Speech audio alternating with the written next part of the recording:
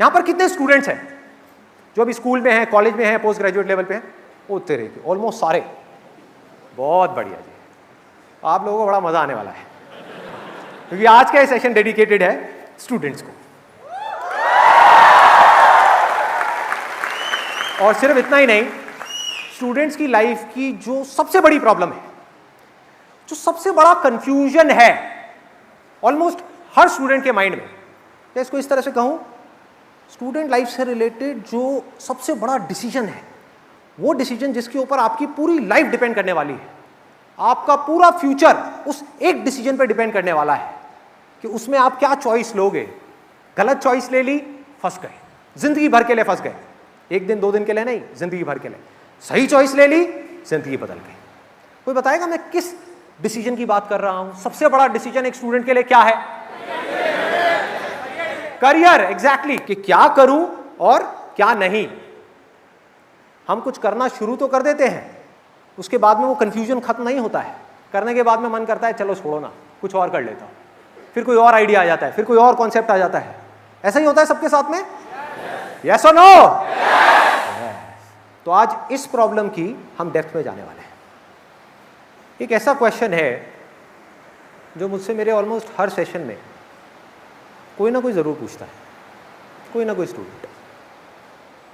और I am 100% sure यहाँ पर भी आप में से बहुत सारे लोगों की ये प्रॉब्लम होगी कि मैं कुछ करना चाहता हूँ और मेरे पेरेंट्स चाहते हैं कि मैं कुछ और करूँ। फॉर एग्जाम्पल, पेरेंट्स चाहते हैं कि आप करो इंजीनियरिंग। यहाँ पर आई एम श्योर बहुत सारे इंजीनियरिंग स्टूडेंट्स होंगे, पुणे हैं। तो आपके पेरेंट्स क्या चाहते हैं कि आप इंजीनियरिंग करो आईटी में, आईआईटी से, उससे कम नहीं चलेगा। This is what your parents want. और हो सकता है आप चाहते हो फैशन डिजाइनिंग करना, निफ्ट से या कहीं से भी। होते हैं इस तरह के कॉन्फ्लिक्ट्स। और ये सिर्फ मैं एक एग्जांपल दे रहा हूं, यहां पर आप किसी भी सिचुएशन को फिट कर सकते हो। यानी कि कॉन्फ्लिक्ट हो सकता है करियर से रिलेटेड, कॉन्फ्लिक्ट हो सकता है रिलेशनशिप से रिलेटेड, कि मैं चाहती हूं कि ये जो लड़का है जिसके साथ मैं पिछले 3 साल से हूँ उससे शादी करूँ, लेकिन मेरे घर वाले चाहते हैं कि मैं अरेंज मैरिज, हमारी अपनी कास्ट में। तो अब इन दोनों सिचुएशंस में से मैं क्या चूज करूं? एक तरफ है जो आप करना चाहते हो, जो आप बनना चाहते हो, जो आप अचीव करना चाहते हो, और दूसरी तरफ है जो ये दुनिया आपसे करवाना चाहती है, जिसमें आपकी फैमिली आ गई, फ्रेंड्स आ गए, रिलेटिव्स आ गए, हमारी पूरी की पूरी ये सोसाइटी आ गई, जो चाहती है कि आप इस सोसाइटी के नॉर्म्स के अंदर रह करके काम करो। वो करो जो सब कर रहे हैं, वो नहीं जो आप करना चाहते हो।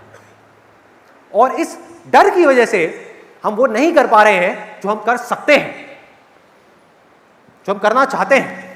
तो इसकी आज हम डेप्थ में जाने वाले हैं कि ऐसी सिचुएशन में करना क्या है। ये 2 ऑप्शंस है हमारे पास में।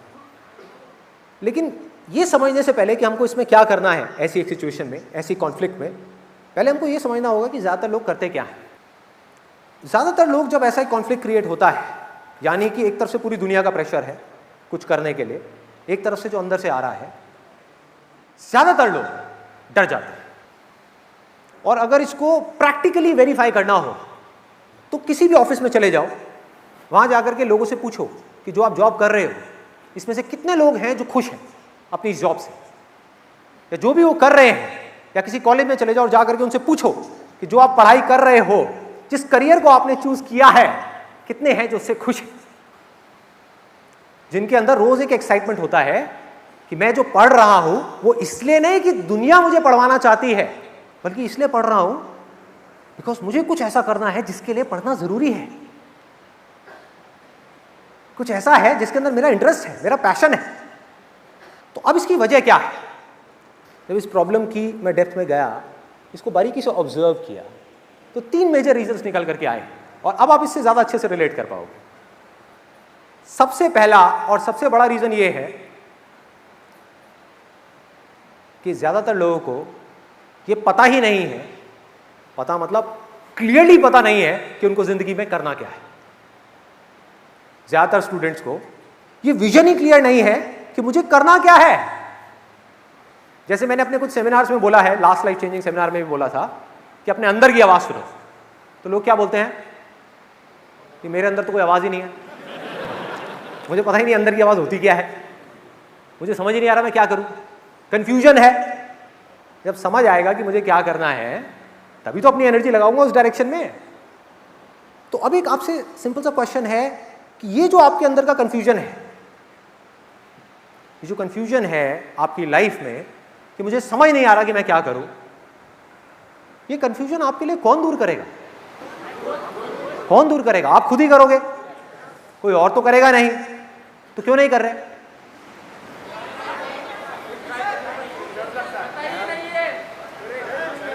अब जो मैं बोलने वाला हूं ना उसको बड़े ध्यान से सुनना, बिकॉज ये बिल्कुल अलग है उन बातों से जो आज तक हम सुनते आए हैं।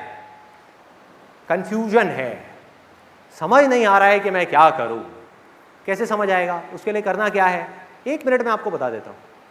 आप अगर कॉमर्स बैकग्राउंड से हो तो आपको इंटरनेट पे जाना है, गूगल पे जाकर के सर्च करना है, ऑप्शंस देखने हैं कि अगर आप कॉमर्स बैकग्राउंड से निकले हो तो इंडिया में क्या क्या ऑप्शंस है।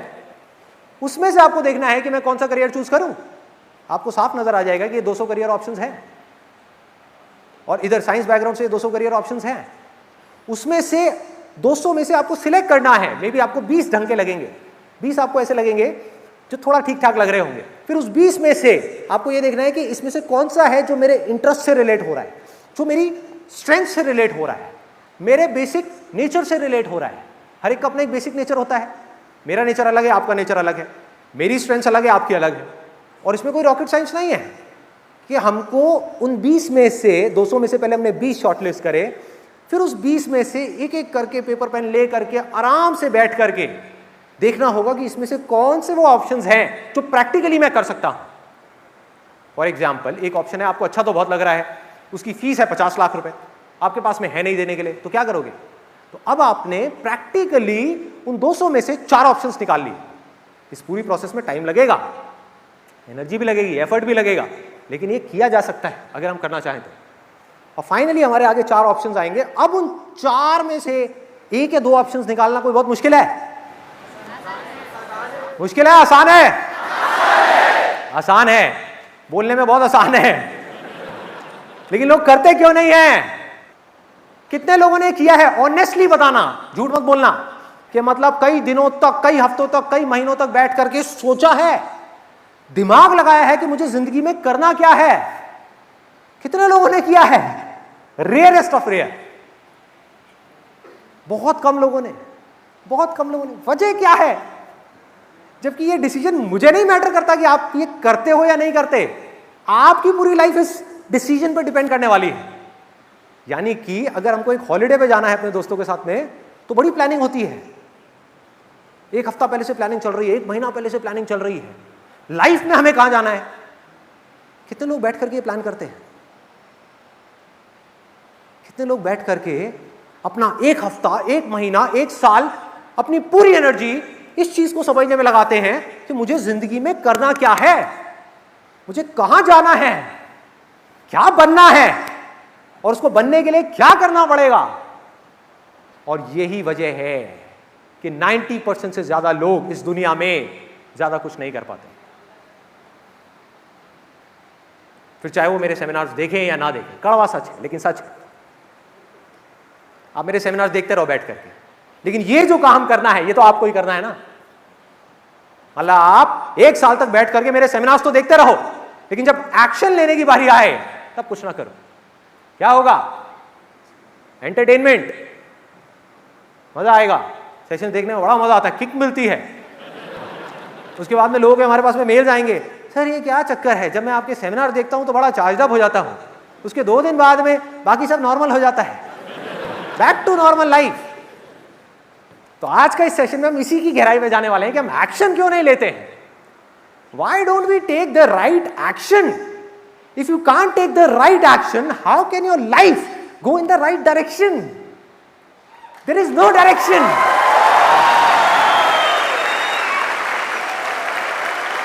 एक्शन क्यों नहीं लेते हैं? बड़ा सिंपल है, ये करने में एफर्ट लगता है, ये करने में दर्द होता है भाई। फिजिकल एफर्ट में जितना दर्द होता है उससे 10 गुना ज्यादा दर्द होता है मेंटल एफर्ट में।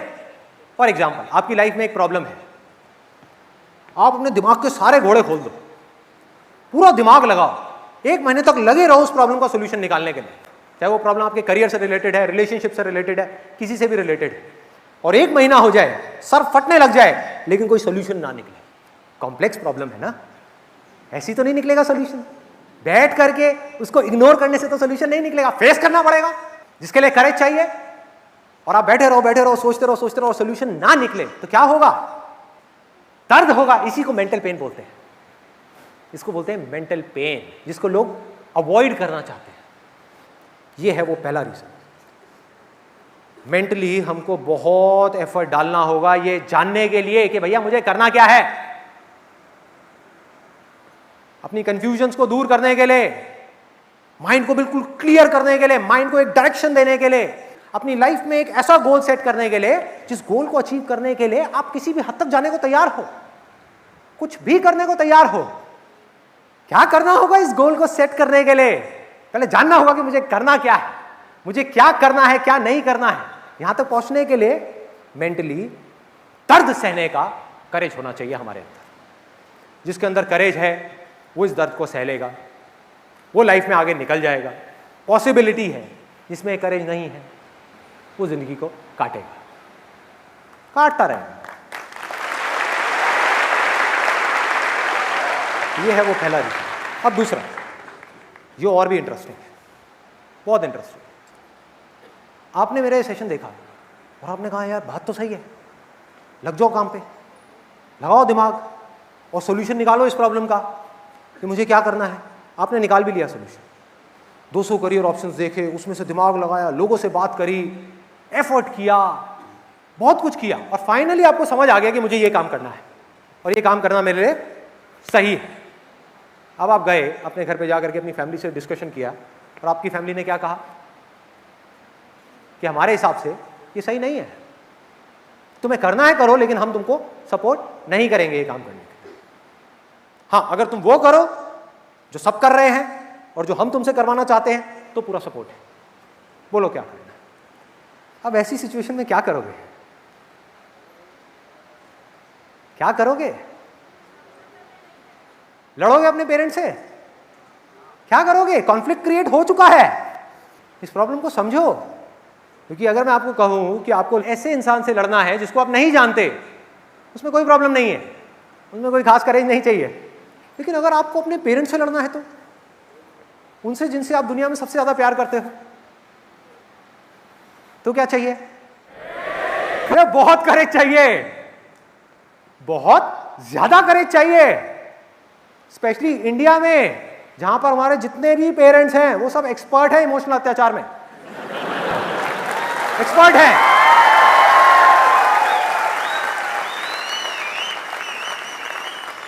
लड़ाई शुरू होने से पहले ही जो दूसरी साइड का राजा है वो आपको पहले ही हरा देगा, यानी कि आपके पापा। वो भेजेंगे अपने सेनापति को, यानी कि आपकी मम्मी। मम्मी आकर के ड्रामा करेगी। आपने एक डिसीजन ले लिया, आपने स्टैंड ले लिया है कि मुझे ये करना है और हर हाल में करना है और मैं इससे पीछे नहीं हटने वाला। इतनी देर में आपकी मम्मी आएगी साइड से रोते हुए, अरे बेटा तुझे पता तो है पापा की तबीयत कितनी खराब है। एक तो इंडिया में हर बाप की तबीयत खराब है।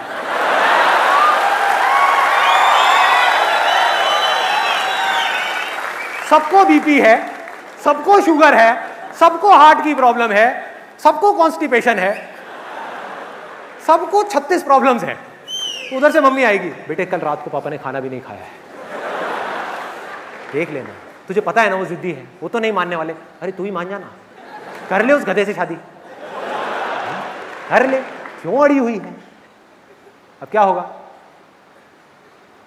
क्या होगा इस लड़ाई में? हार गए, मम्मी जीत गई, पापा जीत गए।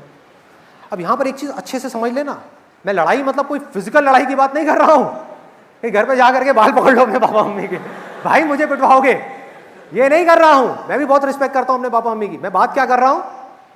पीसफुल लड़ाई, जैसे गांधी जी ने करी, नॉन कॉपरेशन मूवमेंट, कि आप मुझे नहीं सपोर्ट करते वो करने के लिए जो मैं करना चाहता हूं, कोई बात नहीं, ये आपकी चॉइस है, लेकिन मैं भी आपको नहीं सपोर्ट करूंगा मुझसे वो करवाने के लिए जो आप मुझसे करवाना चाहते हो। नहीं कर रहा सपोर्ट।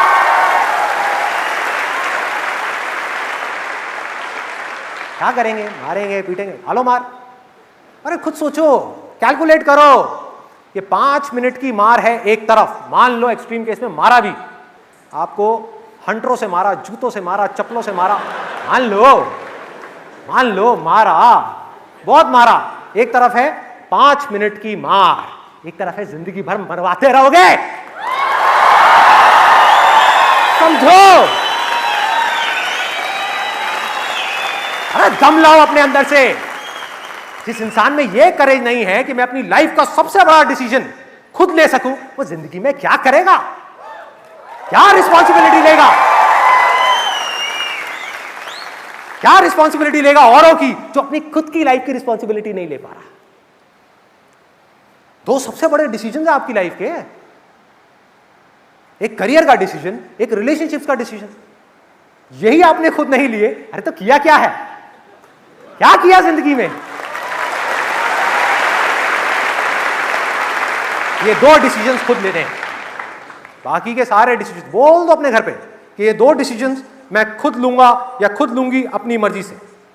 बाकी डिसीजन आप लेते रहो कि मेरे ऊपर ब्लू कलर की शर्ट अच्छी नहीं लगती, रेड कलर की अच्छी लगती है, ठीक है पहना दो लाल रंग की शर्ट, पहना दो, सांड पीछे पड़ जाएगा, कोई नहीं, भाग लूंगी, पहना दो, वहां दिक्कत नहीं है। लेकिन जो इंपॉर्टेंट डिसीजन है, जो बड़ा डिसीजन है, वो कोई और नहीं ले सकता मेरे लिए। ये जिंदगी की डोर, मेरी जिंदगी की डोर, मेरी, मैं किसी और के हाथ में नहीं दे सकता।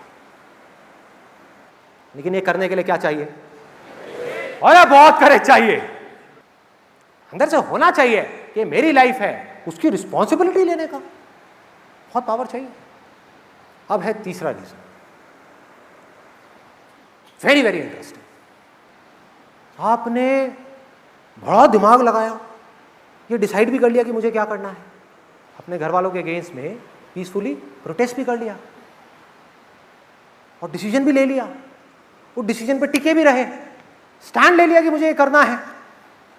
उसके बाद में उस काम में आप सक्सेसफुल होने वाले हो या फेल होने वाले हो 4 साल बाद, आपने करियर चूज किया, इसकी कोई गारंटी है कि आप सक्सेसफुल हो गए अगर आपने ये किया तो?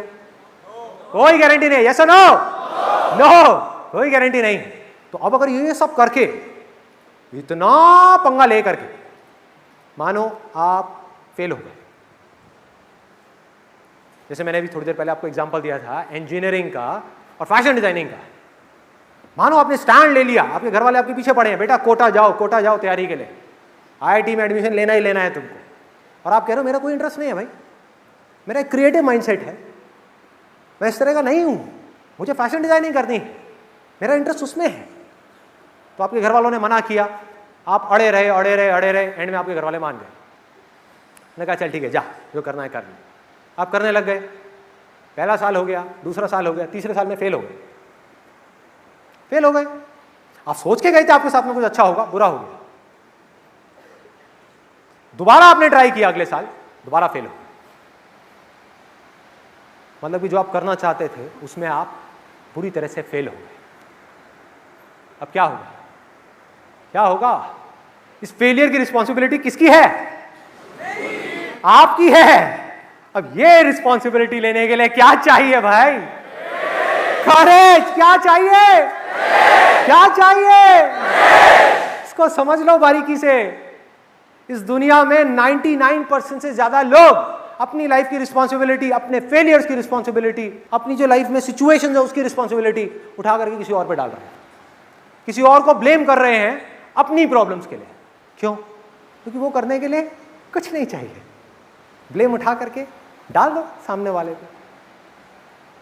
अगर इस सेशन से एक चीज लेकर के जानी है अपने घर, तो वो ये है कि चाहे कुछ भी हो जाए आपकी लाइफ में, कभी भी किसी को भी अपनी प्रॉब्लम्स के लिए ब्लेम नहीं करना है, किसी हाल में नहीं करना।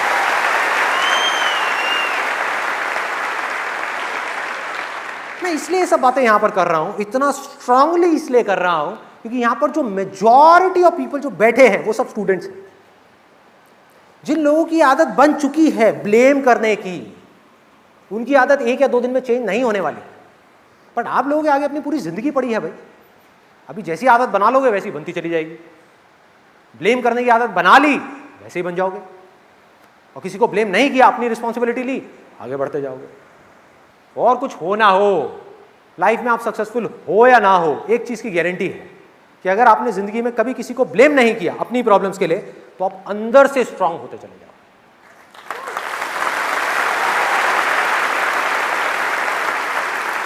अंदर से ग्रो कर जाओगे। एक है बाहर की ग्रोथ, जो है दुनिया की नजर में। जरूरी नहीं है जो आदमी बाहर से ग्रो कर गया, यानी फाइनेंशियली सक्सेसफुल हो गया, उसको नाम मिल गया, फेम मिल गया, पैसा मिल गया, जरूरी नहीं है वो अंदर से सक्सेसफुल है, जरूरी नहीं है अंदर से वो खुश है, जरूरी नहीं है वो अंदर से भी ग्रो कर रहा है। लेकिन जो अंदर से ग्रो कर गया ना, वो जी रहा है, चाहे बाहर उसके पास में कम है, जी रहा है। अब अगर इसके हम और एक स्टेप आगे बढ़ते हैं, तो यहां पर कितने पेरेंट्स हैं? अभी जो पेरेंट्स बैठे हैं, मुझे लग रहा है बैठे भी होंगे तो अपने हाथ ऊपर नहीं करें, नाराज हो गए मुझसे। हो सकता है कुछ पेरेंट्स को ये लग रहा होगा कि यहां पर मैं स्टूडेंट्स के फेवर की बात कर रहा हूं, लेकिन अगर उसकी थोड़ी सी आप गहराई में जाओगे, थोड़ा सा डीपली समझने की कोशिश करोगे, तो आपको ये समझने में देर नहीं लगेगी कि इसमें सबसे बड़ा फायदा एक स्टूडेंट का नहीं है, पेरेंट्स का है। एज अ पेरेंट हम क्या चाहते हैं? मैं भी एक पेरेंट हूं, आई हैव गॉट 2 किड्स, एक 7 साल का है, एक 2.5 साल की है। मैं भी एक पेरेंट हूं। क्या चाहते हैं हम एज अ पेरेंट? क्या चाहते हैं कि हमारा जो बच्चा है या जो हमारे बच्चे हैं वो लाइफ में सक्सेसफुल हो जाए। कोई ऐसा पेरेंट है जो ये नहीं चाहता? एनीबॉडी? कोई नहीं। सब चाहते हैं, सब चाहते हैं कि वो इंडिपेंडेंट हो जाए लाइफ में, मतलब कि अपने पैरों पे खड़ा हो जाए। ये नहीं कि हमको पकड़ पकड़ करके चलता रहे। सब चाहते हैं, सब चाहते हैं कि उनके जो बच्चे हैं उनका माइंड शार्प होता चला जाए, वो कुछ भी कर सके, वो कर सके जो हम भी नहीं कर पाए अपनी लाइफ में। लेकिन हम करते क्या हैं? जब भी हमने फोर्स किया अपने बच्चों को कुछ भी करने के लिए, अब ये जो मैसेज है ये पेरेंट्स के लिए है। अगर मैं आपको अपना एग्जांपल दूं, तो मुझे ये कहने में बिल्कुल भी झिझक नहीं होगी कहीं पर भी, पूरी दुनिया के सामने, कि I am proud of my parents, I love my parents. इसलिए नहीं कि मेरे पेरेंट्स ने मुझको बहुत कुछ दिया, अरे मिडिल क्लास बैकग्राउंड से क्या देंगे, क्या देंगे? तो इसलिए नहीं कि उन्होंने मुझे बहुत कुछ दिया या मेरे लिए बहुत कुछ किया। क्या किया? सब करते हैं, उसमें क्या नई बात है? मैं अपने बच्चों के लिए कर रहा हूं, बाकी ये पेरेंट्स अपने बच्चों के लिए कर रहे हैं, उसमें क्या नई बात है? तो मैं उनको इसलिए नहीं इतना प्यार करता हूं, इतनी रिस्पेक्ट करता हूं कि उन्होंने मुझे कुछ दिया है या मेरे लिए कुछ किया है, बल्कि इसलिए करता हूं क्योंकि जिंदगी में कभी भी उन्होंने मुझे कुछ भी करने के लिए फोर्स नहीं किया। नेवर फोर्स नहीं किया।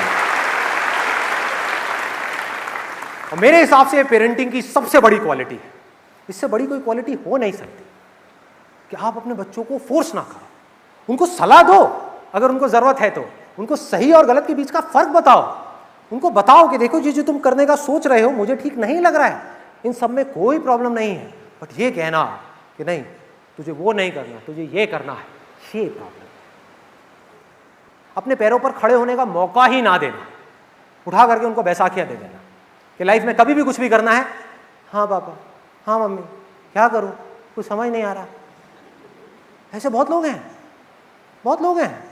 एक और एग्जांपल देता हूं, अभी जो मैंने आपको रिलेशनशिप्स का एग्जांपल दिया कि अगर आप एक लड़की हो, आप किसी को प्यार करते हो, उसके लिए मना कर दिया आपके घर वालों ने शादी करने के लिए, और ज़बरदस्ती आपकी कहीं पर और शादी करा दी।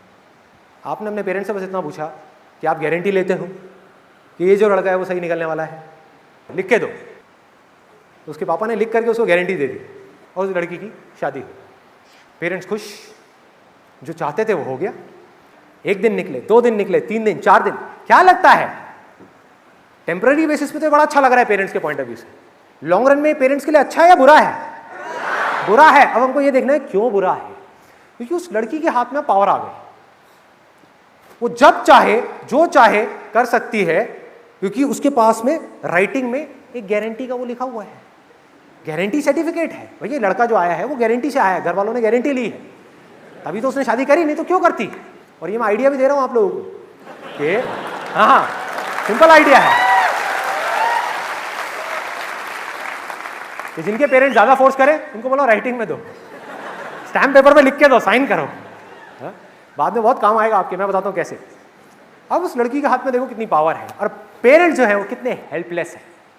उस लड़की को फ़ोन घुमाना है अपने घर में, 4 दिन हो गए शादी को, फ़ोन घुमाया, छोटी सी प्रॉब्लम आ गई, अरे प्रॉब्लम आनी है। कोई ऐसा है यहाँ पे जिसकी शादी हुई और आज तक कोई प्रॉब्लम ना आई हो? कोई ऐसा है जिसकी शादी हुई हो और आज तक हजारों प्रॉब्लम ना आई हो?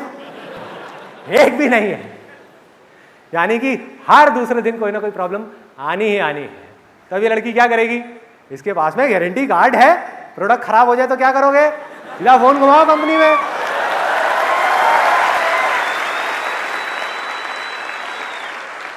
चार दिन बाद उसने घर पे फोन घुमा दिया, हेलो मम्मी। हाँ बेटा क्या हो गया? जरा पापा को फोन देना। इसलिए गारंटी पापा ने दिया, पापा से बात करनी।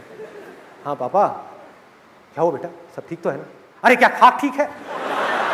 ये कैसा लड़का चुना है आपने मेरे लिए? क्या हो गया बेटा, क्या हो गया, इतने गुस्से में क्यों है? सब ठीक तो है ना? अरे क्या ठीक है, मैं क्या बताऊं, मेरे को तो बताने में भी शर्म आ रही है। क्या हुआ बेटा? पापा कल रात को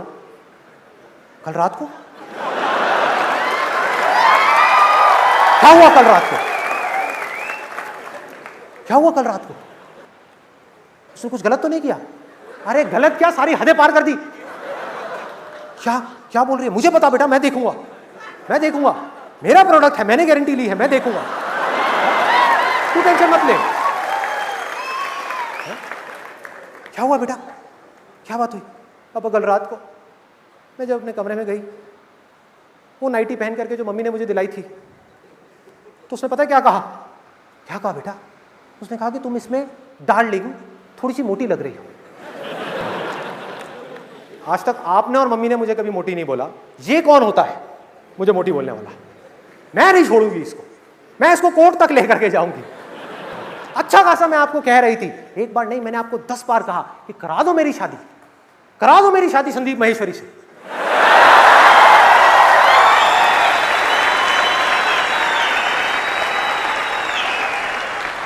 लेकिन आपने मेरी एक नहीं सुनी। लेकिन बेटा संदीप महेश्वरी तो पहले से शादीशुदा है ना, उसके तो बच्चे भी हैं। अरे तो क्या एक ही संदीप महेश्वरी है क्या इस दुनिया में?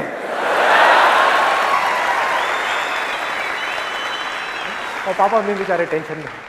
हाँ बेटा मैं कल शाम को आता हूँ फ्लाइट पकड़ करके। कल शाम को नहीं, आपको कल सुबह यहाँ पर आना है और इससे बात करनी है कि आज के बाद अगर मेरे साथ में ऐसी बदतमीजी करी तो मुझसे बुरा कोई नहीं होगा। ठीक है बेटा, जैसे तुम कहो। क्या करेंगे माँ बाप? तो हुआ क्या? पहले बच्चों की डोर माँ बाप के हाथ में थी, अब इन माँ बाप की डोर उस बच्चे के हाथ में है, क्योंकि ये बच्चा बड़ा हो ही नहीं पाया। अपने दम पर डिसाइड किया होता कि मुझे ये करना है तो रिस्पॉन्सिबिलिटी उसकी होती। और मैं ये सब बातें सिर्फ बोल नहीं रहा हूँ, एज अ पेरेंट मैं अपनी लाइफ में, डे टू डे लाइफ में इन सारी बातों को प्रैक्टिस कर रहा हूँ। मतलब पहले मैं कर रहा हूँ फिर बोल रहा हूँ। मैंने अभी थोड़ी देर पहले आपको बताया कि मेरा बेटा है 7 साल का। अभी कुछ दिन पहले हम एक मूवी देख रहे थे, तो आजकल आपने देखा होगा सिनेमा हॉल्स में एक एंटी स्मोकिंग कैंपेन बहुत चल रहा है। तो मेरे बेटे ने वो ऐड देखी जिसमें एंड में बताते हैं कि सिगरेट पीने से कैंसर हो जाता है। और बड़ा सीरियस होकर के मुझसे बोला, पापा जब ये सिगरेट पीना इतनी गंदी चीज़ है तो लोग क्यों पीते हैं? और मेरा सीधा सा फंडा है लाइफ में, सच बोलो, कोई घुमा फिरा के बात मत कर। मैं उसको कहा क्योंकि लोगों को मज़ा आता है पीने में। उसने पूछा पापा आप क्यों नहीं पीते? सिंपल क्वेश्चन है। मैंने कहा भाई पहले पीता था, अब छोड़ दी। तो वो कंफ्यूज हो गया, क्योंकि मैंने उसको बोला नहीं कुछ करने के लिए, मैंने उसको सच बोल दिया। तो थोड़ा सोच में पड़ गया और मुझे बोला पापा इसका मतलब मुझे तो नहीं पीनी चाहिए ना कभी सिगरेट? बड़ा सीरियसली उसने मुझसे पूछा। तो मेरा एक बार को तो मन किया एज अ फादर कि उसको लेक्चर दे दूं कि तुझे सिगरेट इसलिए नहीं पीनी चाहिए, इसलिए नहीं, क्योंकि तेरा बाप कहता है। मन ये कर रहा था as a parent, as a caring parent, as a loving parent. लेकिन वो मेरे बच्चे के लिए सही नहीं होता। मैंने क्या किया, उसको सिर्फ 2 वर्ड्स बोले, उसके बाद में चुप हो गया। सिर्फ 2 वर्ड्स। जैसे उसने बोला ना बाबा मुझे तो नहीं पीनी चाहिए ना सिगरेट, मैंने कहा तेरी मर्जी, तेरी मर्जी।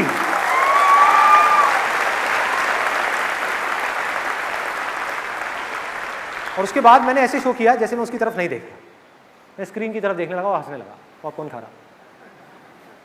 उसके 2-3 सेकंड बाद मैंने उसको देखा, उसका ध्यान स्क्रीन से हट गया था, उसका मुंह नीचे था और कुछ सोच रहा था,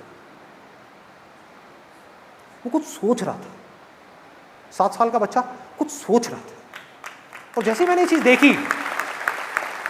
चीज देखी तो मुझे इतनी खुशी हुई अंदर से कि मैं आपको वर्ड्स में एक्सप्रेस नहीं कर सकता।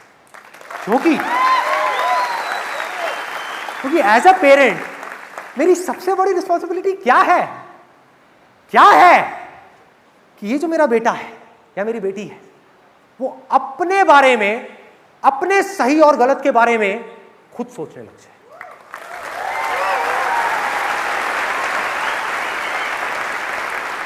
जब तक उनको मेरी जरूरत ना हो तब तक वो मुझे बीच में ना लाए। मेरी जरूरत पड़े तो आकर के मुझसे पूछे, मुझसे बात करें, लेकिन मेरी जरूरत नहीं है, खुद सोचें, खुद करें जो उनको करना है। तो ये था from the point of view of parents. अब बात करते हैं स्टूडेंट्स के पॉइंट ऑफ व्यू से। कैसे पता करें कि हमारी रियल इनर कॉलिंग क्या है? अब यहां पर एक बहुत इंटरेस्टिंग टॉपिक को मैं टच करने वाला हूं, तो अपने ध्यान को बढ़ा लो जिससे कि पूरे ध्यान से आप समझ सको कि मैं क्या बोल रहा हूं। जिसको हम अपने दिल की आवाज बोलते हैं, 99% केसेस में वो हमारे दिल की आवाज नहीं होती है, हमारे अंदर की आवाज नहीं होती है, वो हमारे मन की आवाज होती है। मन की आवाज। मन जो है ना हमारा, वो बिल्कुल एक छोटे से बच्चे के जैसा है। आप में से किसी के घर में कोई छोटे बच्चे हैं, जैसे 2 साल के, 3 साल के हैं, तो आप लोग बड़े अच्छे से रिलेट कर पाओगे। मुझे अपने घर में सबसे ज़्यादा जो इंटरेस्टिंग काम लगता है ना, मतलब जो करने में मुझे बहुत मज़ा आता है, घंटों तक कर सकता हूँ, वो है कि अपनी उस 2.5 साल की बेटी को बैठ करके दूर से ऑब्जर्व करता रहूँ, देखता रहूँ कि वो क्या करती है, क्यों करती है, कैसे करती है, उसके दिमाग में क्या चल रहा होता है। तो मैंने एक बड़ी इंटरेस्टिंग चीज़ वहाँ पर ऑब्जर्व करी है कि उसको आजकल एक नया शौक चढ़ गया है कि उसके पास में एक बार्बी डॉल है और एक डॉक्टर सेट है, उसके साथ में वो खेलती रहती है अकेले। यहाँ तक कोई प्रॉब्लम नहीं। प्रॉब्लम शुरू होती है जब मेरा बेटा स्कूल से आता है। वो आता है और अभी कुछ दिन पहले की बात है, वो अपने एक रोबोट से खेलने लगे। उसको मैंने एक रोबोट दिलाया था छोटा सा, उसके साथ में खेल रहा हूँ। और जब तक वो खेल रहा था बिना खुश हुए, तब तक मेरी बेटी को कोई प्रॉब्लम नहीं थी। इसको ध्यान से समझना, because I am going in the depths of mind कि हमारे माइंड कैसे काम करता है। आपकी लाइफ काम करती है आपके माइंड से, और अगर आपको माइंड समझ आ गया तो आपको लाइफ समझ आ गई। आपको लाइफ को समझने की जरूरत नहीं है, माइंड को समझ लो, अंदर की दुनिया को समझ लो, बाहर की सारी दुनिया समझ आ जाएगी। सो बारीकी से देखना जो चीज मैं बोल रहा हूं, पेशेंटली आराम से समझना। तो जब तक मेरा बेटा किसी टॉय के साथ खेल रहा है और वो दुखी है, वो खुश नहीं है उस टॉय से, तो मेरी बेटी को कोई फर्क नहीं पड़ता। जैसे ही वो बेटा एक्साइटेड होने लग जाता है, बड़ा खुश हो जाता है, मतलब हंस रहा है, उछल रहा है, कूद रहा है, ये सारे काम कर रहा है, तो मेरी बेटी का ध्यान अपने टॉय से हट जाता है, उसके रोबोट की तरफ चला जाता है। वो धीरे धीरे गई मेरे बेटे के पास में और जा करके रोबोट को टच करने की कोशिश करी। उसने उसका हाथ हटा दिया, उसने उसको टच नहीं करने दिया। उसके बाद उसने पूरा घर सर पे उठा लिया, मेरी 2.5 साल की बेटी ने, रो रो करके कि मुझे वो रोबोट चाहिए, मुझे वो चाहिए, मुझे वो चाहिए, मुझे वो चाहिए, मुझे वो चाहिए। और तब तक रोती रही जब तक उसको मिल नहीं गया। हम सबको अपने हथियार डालने पड़े, उसको उठा करके वो रोबोट दे दिया। अब अपने रोबोट को ऐसे पकड़ा कस के, और बड़े स्टाइल से हम सबको देख रहे कि मैं जीत गई और तुम सारे बेवकूफ हो, तुम सब हार गए। और मेरा बेटा, उसको वही समझाना पड़ता है जो मुझे बचपन में समझाया जाता था, बेटा तू बड़ा है, समझदार है, वो छोटी है, ऐसे ऐसे करके इमोशनल उसको अत्याचार करके थोड़ा सा, फिर उससे वो उसका रोबोट लिया, उसको दिया बेटी को, और वो उस रोबोट से चिपक गई, छोड़ नहीं रही उसको, किसी हालत में नहीं छोड़ रही। मेरा बेटा उसको हाथ भी लगा रहा तो रो रही, ऐसे कर रही, ऐसे कर रही, उसको हाथ नहीं लगाने दे रही अपने रोबोट को। वो रोबोट जो कुछ देर पहले तक उसका नहीं था, अब वो उसका हो गया। मैंने इस पूरे खेल को देखा, मेरे को समझ आ गया क्या है खेल। मैंने अपने बेटे को बोला, मैंने कहा एक काम को चेस लेकर के आ, तो मैं उसके साथ चेस खेलने लगा। और बीच बीच में मैंने कहा चल यार हाई फाइव ऐसे, तो मैंने अपने बेटे के साथ जिसका नाम हृदय है उसको हाई फाइव दिया। मैंने कहा यार मजा आ गया, ये वो थोड़ा नौटंकी। उधर वो जो बेटी थी जो अपने रोबोट के साथ बैठी थी, उसका ध्यान गया हमारी तरफ, ये इतने खुश क्यों लग रहे हैं ये दोनों।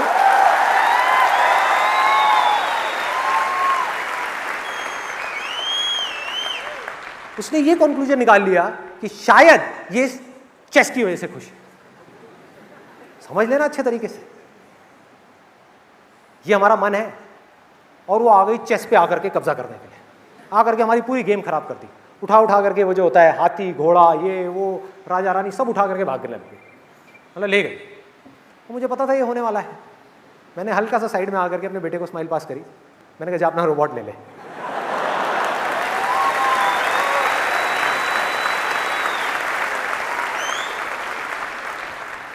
बच्चे को कोई खिलौना चाहिए, हमारे मन को भी कुछ चाहिए। क्या अच्छा लगता है मन को? वो जिसमें कोई दूसरा इंसान बहुत खुश है। तो हम ये कंक्लूजन निकाल लेते हैं कि वो इस वजह से खुश है क्योंकि उसके पास में ये है।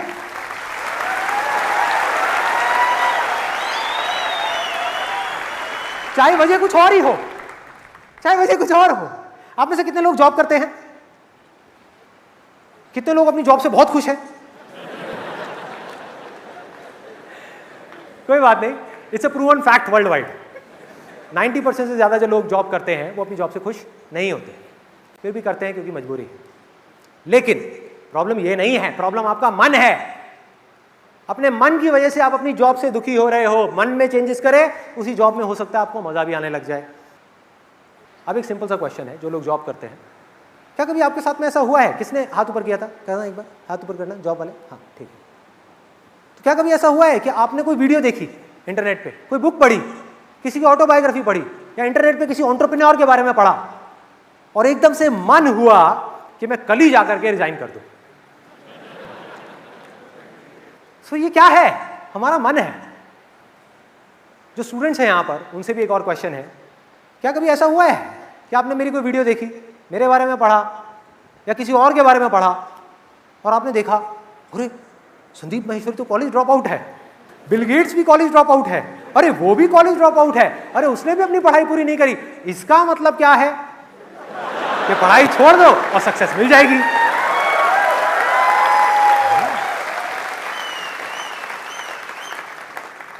अरे वो बिजनेस कर रहा है, वो बहुत खुश है, तो इसका मतलब वो बिजनेस की वजह से खुश होगा। तो इसका मतलब क्या है? जॉब छोड़ दो, बिजनेस कर लो और मुझे खुशी मिल जाएगी। बच्चों जैसी सोच है ये हमारा मन है, जो एक खिलौने को पकड़ता है दूसरे को छोड़ता है। और मजे की बात पता है क्या है? ज्यादातर लोग जो जॉब छोड़ देते हैं ना जोश जोश में और बिजनेस करने लग जाते हैं, कुछ दिन बाद वो जॉब के बारे में सोचने लग जाते हैं। तो मैं क्या कर रहा हूं? मैं आपको क्या डिमोटिवेट कर रहा हूं? अरे नहीं, मैं आपको रियलिटी से रूबरू कर रहा हूं, जिससे कि आप जो भी डिसीजन लो वो करेक्ट डिसीजन हो, सही डिसीजन हो, सोच करके समझ करके लिया हुआ डिसीजन हो। क्योंकि मेरा मकसद है रियलिटी के बेस पे बात करना, आपको मोटिवेट नहीं करना, आपकी जो थॉट प्रोसेस है उसको क्लियर करना।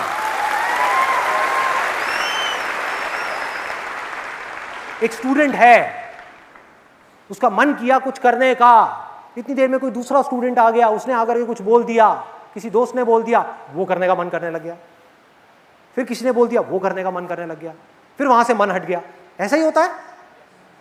तो मन के ऊपर आप ट्रस्ट नहीं कर सकते। तो अगर आपको दिल की आवाज तक पहुंचना है तो क्या करना है? बड़ा सिंपल है। आपका मन कर रहा है जॉब छोड़ने का, आपका मन कर रहा है पढ़ाई छोड़ने का, आपका मन कर रहा है कोई काम करने का, कल मत छोड़ो, कल पढ़ाई मत छोड़ो, कल जॉब मत छोड़ो, 7 दिन के लिए रुक जाओ, वेट फॉर 7 डेज। अब क्या होगा? क्या होगा? अगर ये आवाज आपके मन की होगी, यानी किसी और को देख करके आप जॉब छोड़ने की सोच रहे होगे, तो धीरे धीरे आपका ये डिजायर कम हो जाएगा। धीरे धीरे ये छोड़ने का डिजायर आपका कम हो जाएगा और जो डर है वो बढ़ जाएगा। 1 हफ्ते बाद जब दिमाग बीच में आएगा ना और आकर के आपको इसके प्रोज एंड कॉन्स बताएगा, तो जो मन है वो 1 सेकंड में हार मान लेगा। लेकिन अगर, अब यहां पर मन और दिल की आवाज के बीच का फर्क है, लेकिन अगर आपके अंदर एक डिजायर उठा और एक हफ्ते बाद आपका जो डिजायर था उस काम को करने का एक हफ्ता पहले उससे 10 गुना ज्यादा बढ़ गया और डर ऑलमोस्ट खत्म हो गया, तो आप समझ जाना कि वो आपके दिल की आवाज है। यानी कि आपके दिल की आवाज ने आपके दिमाग को हरा दिया। देखो, फर्क को समझो, ये मन और दिल के फर्क को समझो। मन क्या है? टेम्पररी बेसिस पे आपने किसी को कुछ करते हुए देखा, आपका बेसिक नेचर कुछ और है, आपकी स्ट्रेंथ कुछ और है, आपके इंटरेस्ट कुछ और है, आप अंदर से कुछ और हो, लेकिन बनना कुछ और चाह रहे हो। यहां प्रॉब्लम है। आप में कुछ है जो छुपा हुआ है, कुछ हिडन है, उसको हम नहीं देख सकते, उसको कोई नहीं देख सकता, ना आप ना मैं। लेकिन अगर कोई ऐसा डिजायर हो, कोई ऐसी इंट्यूशन हो जो वक्त के साथ में बढ़ती ही चली जा रही है और उसकी वजह से डर कम होता चला जा रहा है, तो समझ लेना कि आपके अंदर का जो इनर पोटेंशियल है वो बाहर आना चाह रहा है, वो अपने आप को एक्सप्रेस करना चाह रहा है। कुछ है जो आप बन सकते हो, वो कह रहा है कि कर दे। इंट्यूशन कह रही है कर दे। लेकिन क्या सिर्फ इतने से काम हो जाएगा? नहीं। आपको ये क्लियर हो गया कि ये मेरे दिल की आवाज है, ये मेरे मन की आवाज नहीं है, तो क्या अब मैं करने लग जाऊं वो चीज? नहीं। 2 सवाल पूछना। एक कि अब इसको करने का बेस्ट केस सिनेरियो क्या है, यानी एक करियर है जो आपको समझ आ गया, तो अब आपने क्या किया? अपने आप से एक सवाल पूछा कि इसका जो बेस्ट केस सिनेरियो है उसके लिए जो सैक्रिफाइसेस देने पड़ेंगे, जो टाइम लगेगा, जो एफर्ट लगेगा, जो दिमाग लगेगा, जो पैसा लगेगा, जो भी कुछ लगेगा अपने पोटेंशियल को अचीव करने में, उसके लिए कुछ करना तो पड़ेगा ना। और अगर वो सब कुछ करने के लिए मैं तैयार हूं, फिजिकल लेवल पे मुझे ये सब करना होगा उसके लिए मैं तैयार हूं, मेंटल लेवल पे ये सब करना होगा उसके लिए मैं तैयार हूं, हर चीज के लिए मैं तैयार हूं, मतलब कि आंसर आया yes, I am ready to do whatever it takes to make it a reality. इस बेस्ट के सिनेरियो को सच करने के लिए मैं कुछ भी करने को तैयार हूं। नंबर 1। अगला क्वेश्चन, मतलब कि आखिरी क्वेश्चन जो अपने आप से पूछना है, जो बहुत कम लोग पूछते हैं, कि इसको करने का वर्स्ट केस सिनेरियो क्या है,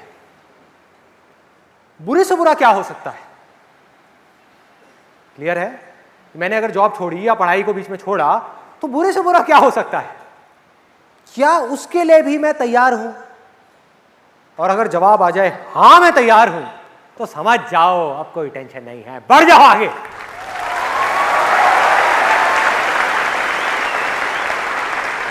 यानी ये आवाज आपके दिल की है, आपके बेसिक नेचर से लिंक हो रही है, आपकी स्ट्रेंथ से लिंक हो रही है, आपके पैशन से लिंक हो रही है, आपका इंटरेस्ट भी है इस काम को करने में, और ये आपको सही भी लगता है। इस काम को करने के लिए जो सैक्रिफाइसेस आपको देने पड़ेंगे उसके लिए भी आप तैयार हो।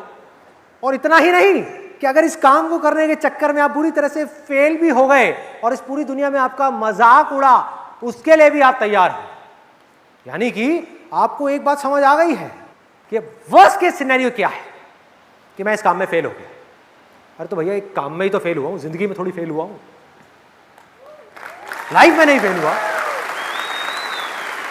तो सीखा है ना, अंदर से ग्रो किया ना, मेरे अंदर ये करेज आया ना कि फेल होने के बाद भी वो भयानक सपना, यानी कि वर्स्ट केस सिनेरियो, वो सच होने के बाद भी अगर आपके अंदर से आवाज आई, क्या फर्क पड़ता है, मैंने किया ना जो मैं करना चाहता था, अरे इतना ही बहुत है, इतना ही बहुत है।